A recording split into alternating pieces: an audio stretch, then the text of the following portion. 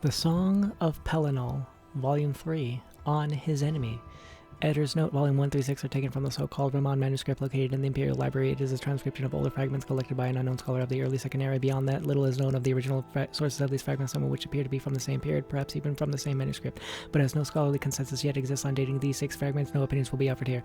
Pelinal Whitestrake was the enemy of all elf kind that lived in Cairod in these days.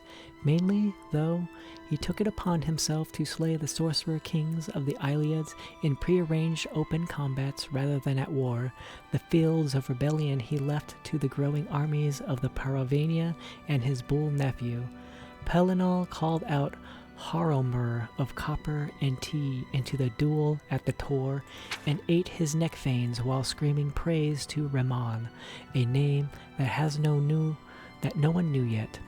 Gordhauer, the Shaper's head, was smashed upon the goat-faced altar of Ninendava, and in his wisdom Pelinal said a small plague spell to keep that evil from reforming by Welknid magic.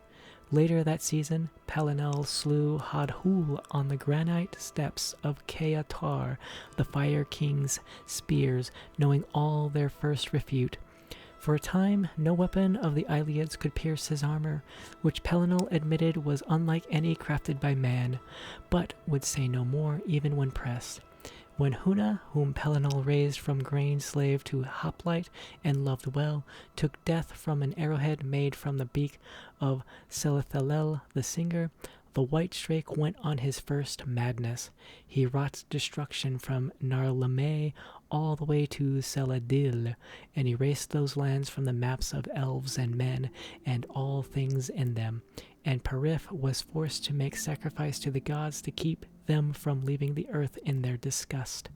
And then came the storming of White Gold, where the Iliads had made pact with the Aeorians of Meridia, and summoned them, and appointed the terrible and golden-hued half-elf Umaril the Unfeathered as their champion. And for the first time since his coming, it was Pelinal who was called out to battle by another, for Umaril had the blood of the Ada and would never know death.